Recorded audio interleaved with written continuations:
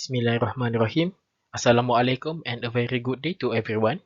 My name is Muhamad ZUlfadhli bin Zolhisam, and today I will be presenting about my final year project with the title of Polylactic Co-Glycolic Acid Based Nanoparticles in Cancer Treatment.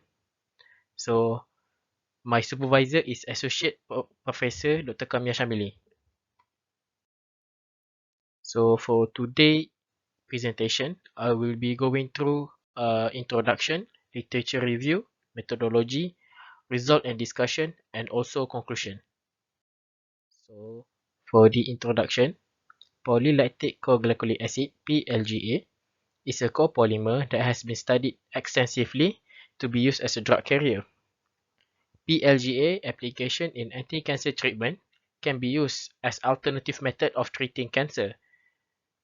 The objective of this study is to study the anti-cancer application of PLGA nanoparticles, to study the drug loading and drug release mechanism of PLGA-based drugs, and to study the cytotoxicity and immunological response of PLGA-based drugs.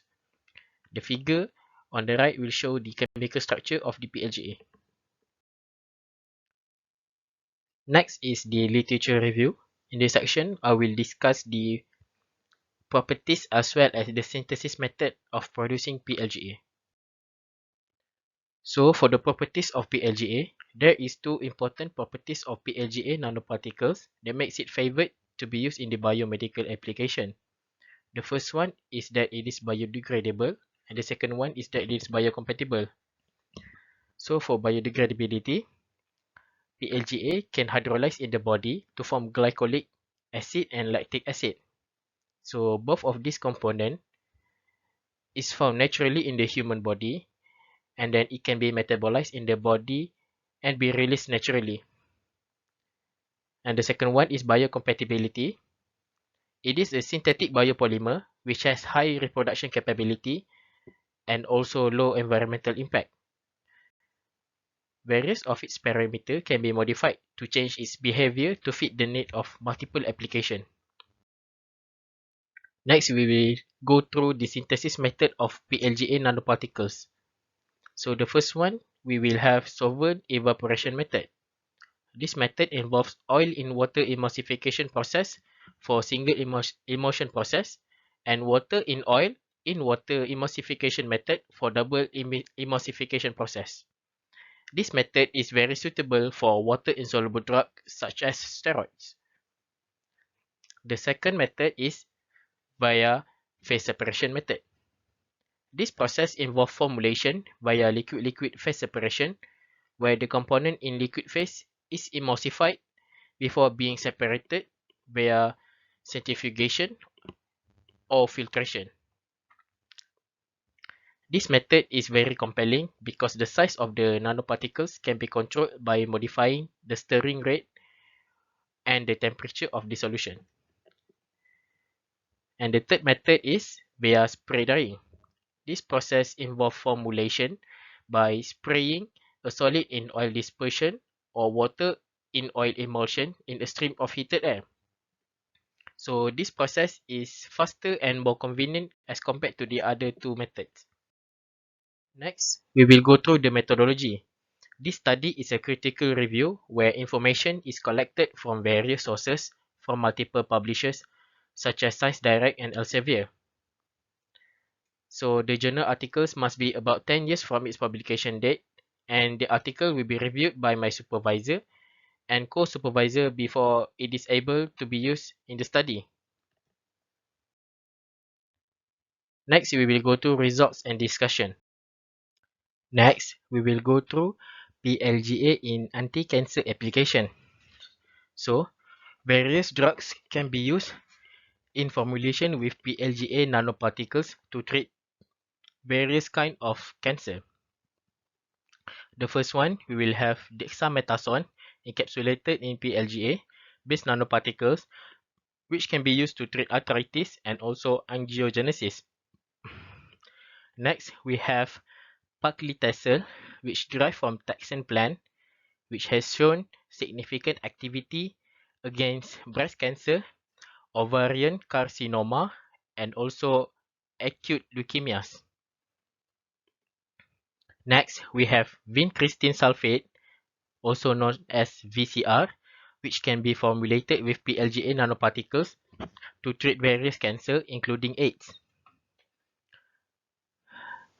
Next, we have curcumin, which is derived from turmeric, and it can also be formulated with PLGA nanoparticles to treat metastatic ovarian and also breast cancer.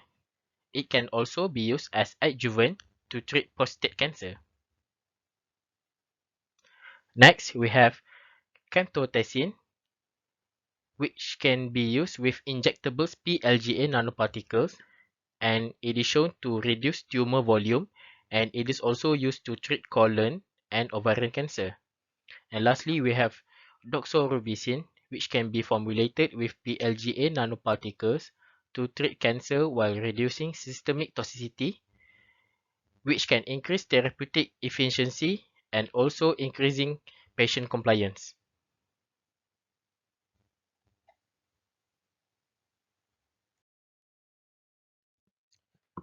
Next, we will go through drug loading of PLGA nanoparticle-based drug. So various parameters such as loading amount and pH of the solution can be used to manipulate the drug loading efficiency of PLGA-based drug. Sample result will show the effect of drug loading and pH of the solution to the drug content of procaine hydrochloride encapsulated in PLGA nanoparticles.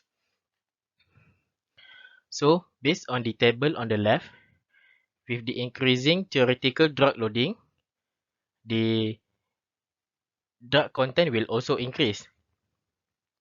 So, based on the table, with the theoretical drug loading of 1% of weight to weight, the drug content will only contain 0.2% of the drug in the PLGA nanoparticles.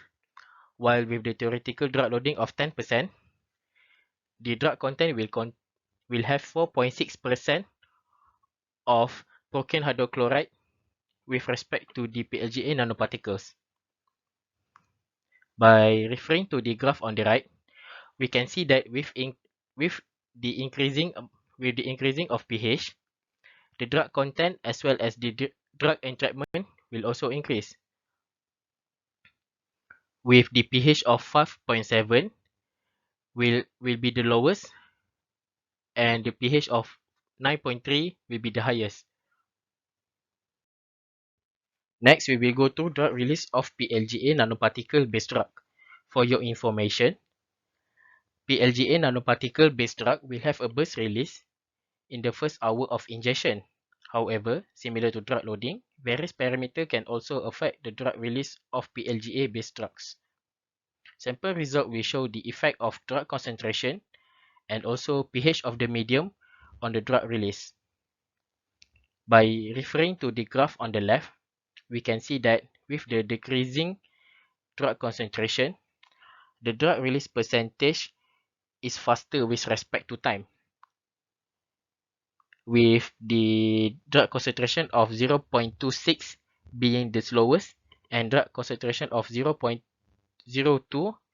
being the fastest. By referring to the timestamp of below 7, we can see that the drug release percentage is faster, and this is because of the burst release. Next, by referring to the graph on the right, we can see that with the increasing pH of the medium, the drug release percentage is faster with respect to time, with pH 10.8 being the fastest and pH 1.3 being the slowest. So as a conclusion, polylactic glycolic acid nanoparticles is very promising to be used in multiple biomedical applications, especially in cancer treatment. Results have shown that it is very suitable to be used in many applications due to its property where different alterations can be done to suit several needs. However, further study needs to be conducted to understand and to gain full control on its degradation rate before it can be used on human patients. That is all from me. Thank you for watching and have a nice day.